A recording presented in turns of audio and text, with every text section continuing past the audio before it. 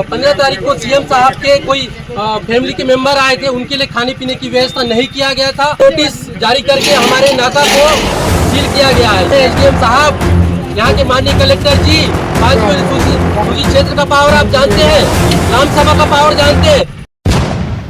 हमारा ग्राम पंचायत 5वीं अनुसूचित क्षेत्र है, सक्षम है। ग्राम पंचायत ग्राम सभा सक्षम है। किसको प्रवेश करने दिया जाएगा, नहीं दिया जाएगा।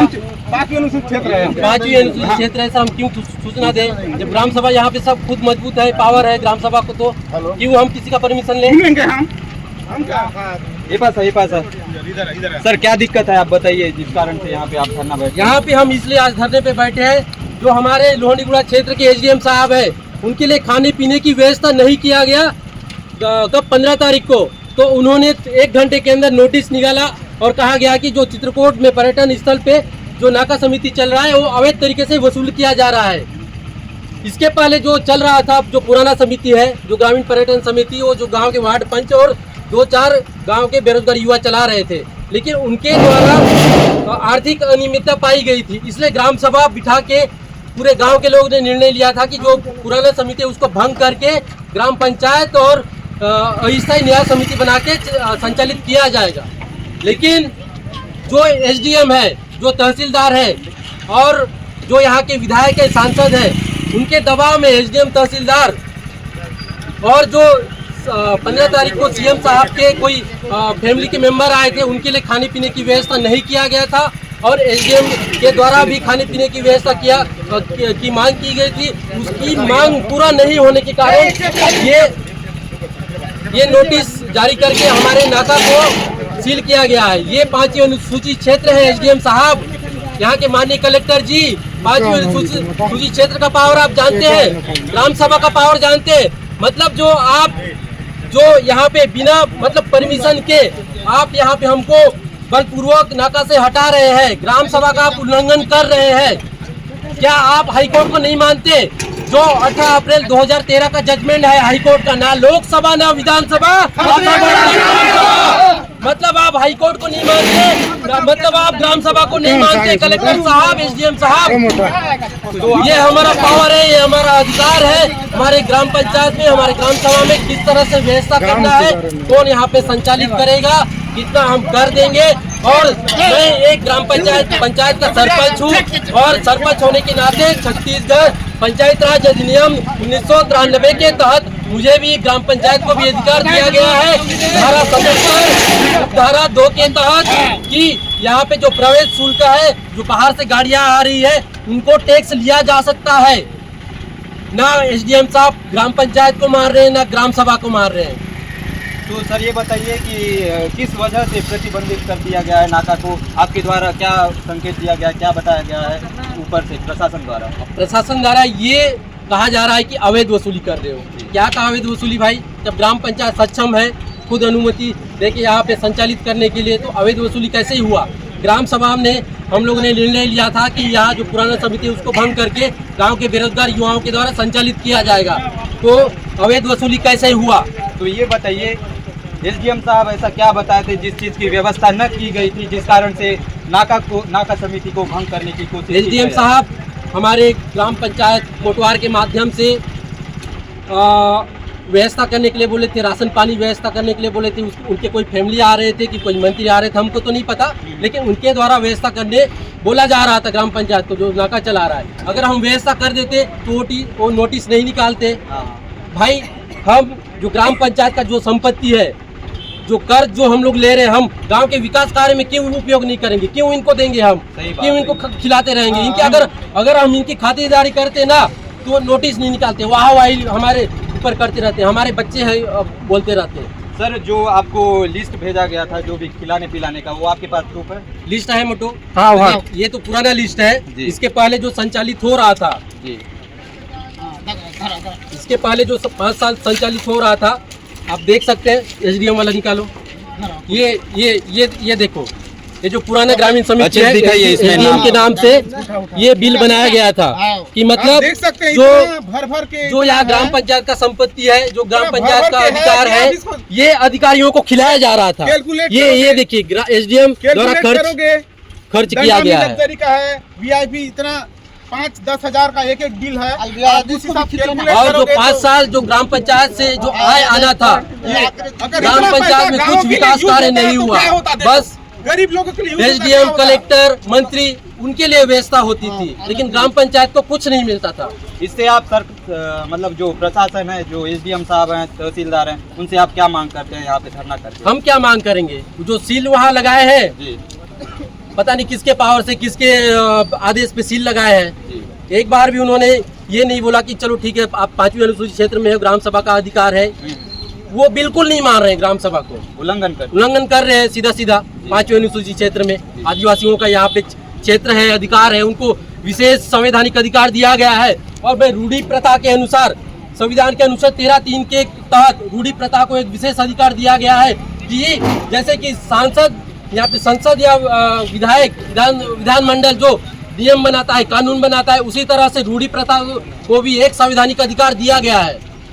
तो इसका मतलब ये कह सकते हैं कि जितने भी यहाँ पे तहसीलदार, एसडीएम है, जो भी यहाँ पे कार्रवाई की गई है वो असंवैधानिक कह सकते हैं। असंवैधानिक है, सीधा सीधा ग्राम सभा का उल्लंघन कर रहे हैं, उनके ऊपर कार्रवाई होनी चाहिए। हम उनके ऊपर कार्रवाई की मांग करते हैं सरकार से। चलिए ठीक है, तो देख सकते हैं किस प्रकार से यहाँ पे शासन प्रशासन अपनी जो शक्तियाँ का कैसे दुरुपयोग किया जा रहा है। तो ये बात ऊपर तक जानी चाहिए, यहाँ सरकार को भी जानना चाहिए कि कैसे 5वीं अनुसूचित क्षेत्र के अंदर जो पंचायत की जो अधिनियम है उसको उल्लंघन किया जा रहा है, जो भी संवैधानिक रूल्स एंड रेगुलेशन है वो सबका यहाँ पे कोई पालन नहीं किया गया, नहीं जा रहा है। तो मिलते हैं आपको एक नई अपडेट के साथ, धन्यवाद। मैं किसी नहीं, मेरा बात सुनिए ना सर, बात सुनिए। आप बोल रहे हैं, जब सुनिए ना, हम चुप थे, आप बोल रहे थे, अब आप सुनना पड़ेगा। आप किस नियम के तहत ये बताइए हमको कि व्यवस्था करने बोल रहे थे ना कल समिति मैं वाले को? किसी को किसी प्रकार की व्यवस्था के लिए नहीं बोल सर झूठ मत बोलिए, झूठ मत, आप झूठ झूठ मत बोलिए। हम एक ही सवाल कर रहे हैं सर आपसे, किस नियम के तहत आप व्यवस्था करने बोल रहे थे? ये बताइए सर, नियम बताइए, नियम बताइए हमको। आप इतना सारा बता दिए ना, लंबा चौड़ा, एक नियम बता दीजिए सर, किस नियम के तहत आप व्यवस्था करने बोल रहे थे, वसूली कर रहे थे आप? ये बताइए। आप प्रमाण ला दीजिए, मैं इस तरह का कोई चीज किसी को बोला हूँ।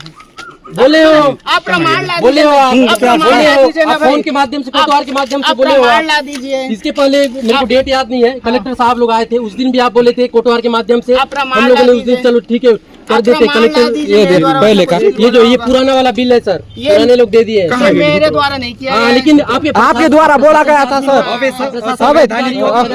अच्छा, इस पे कार्रवाई कब करोगे आप? सुने कार्रवाई कब करोगे आप? ये क्या है? ये क्या है?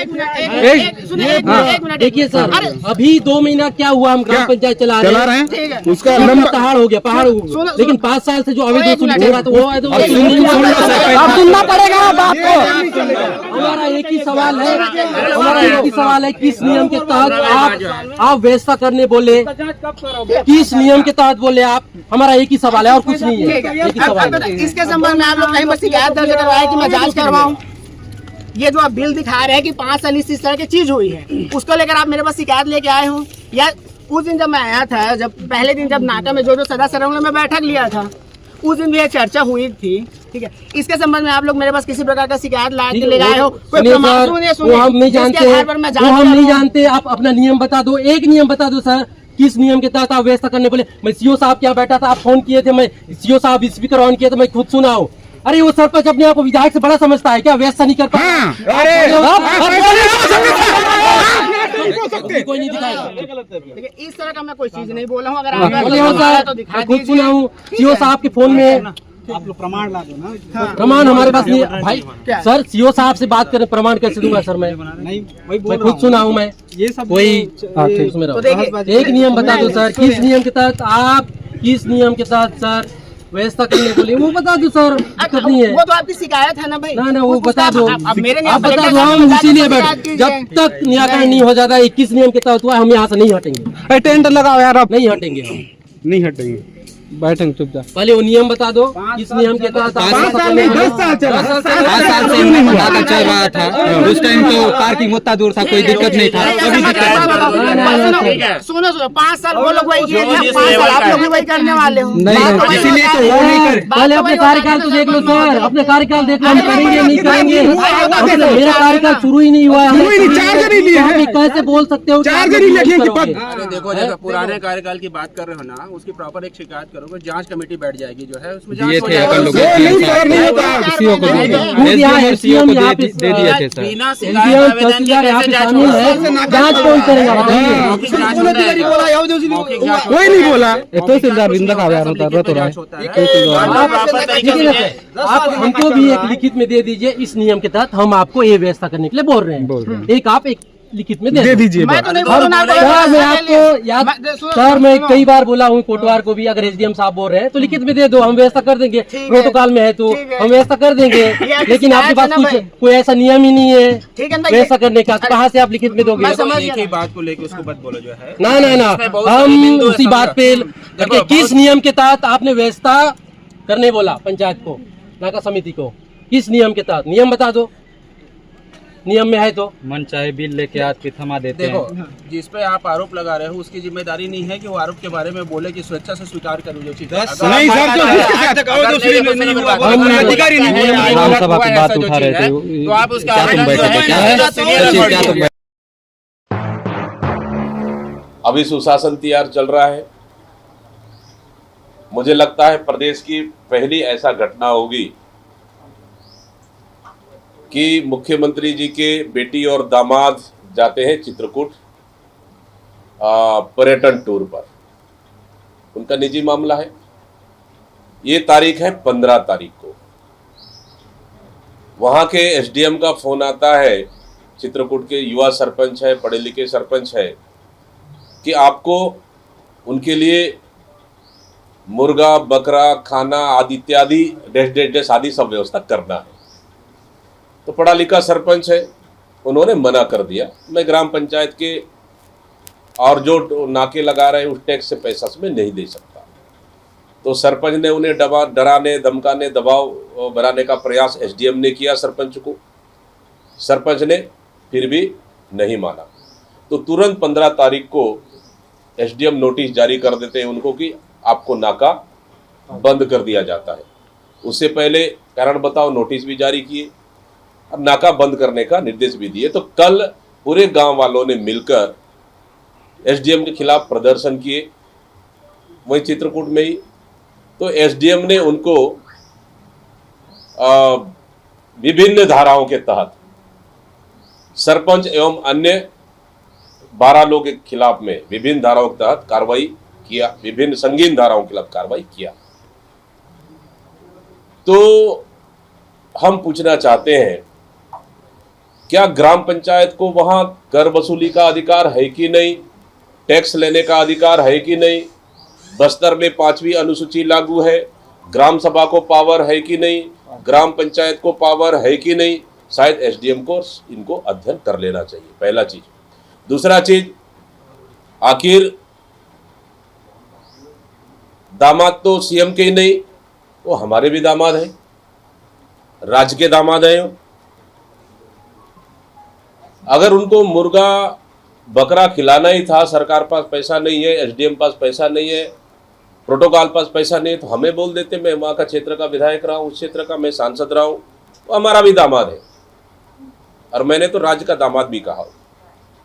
तो हम उनको व्यवस्था कर देते, अब मैं स्वागत करने खुद भी चले जाता, तो पारिवारिक संबंध भी बढ़ता, हमें भी अच्छा लगता। लेकिन बदले की भावना से एक सरपंच के ऊपर नोटिस देना और कार्रवाई करना, क्या यही सुशासन है? क्या छत्तीसगढ़ में एक आदिवासी मुख्यमंत्री, खैर अपने आप को आदिवासी तो मानते नहीं है, जनजाति मानते हैं, एक जनजाति मुख्यमंत्री एक आदिवासी सरपंच के ऊपर कार्रवाई करते हैं, करवाते इसलिए कि उनकी दामाद के लिए आवभगत नहीं हो पाया। तो सेवादार इतने सेवा कर रहे, मैंने आज तक तो छत्तीसगढ़ के राजनीतिक मैंने नहीं देखा। आदरणीय साथियों, ये बड़ा गंभीर विषय है। बस्तर में एक एक पैसा हम चाहते हैं जनता के उपयोग के लिए हो। बस्तर का पैसा वहाँ के लोगों के लिए, वहाँ के आदिवासियों के लिए, वहाँ रहवासियों के लिए उपयोग हो, वहाँ के खनिज संपदा उनके लिए उपयोग हो। लेकिन ये अजीब सा मामला है, मुझे बोलने में भी अच्छा तो नहीं लग रहा है, लेकिन सवाल है कि एक आदिवासी सरपंच के ऊपर FIR होता है, वो भी मुख्यमंत्री के दामाद और बेटी के लिए। वो हमारे भी दामाद है और राज्य के भी दामाद है। लेकिन इस तरह से अगर एक सरपंच के ऊपर दबाव डालकर मुर्गा खाना बकरा के लिए अगर पंचायत से पैसा मांगा जाएगा तो फिर प्रदेश का क्या हालत होगा। क्या यही विष्णु का सुशासन है? क्या यही सुशासन तैयार है? क्या मैं सरकार से पूछना चाहता हूँ। इस मामले को लेकर कांग्रेस गंभीर है। आज जिला स्तर में बैठकें आयोजित की गई।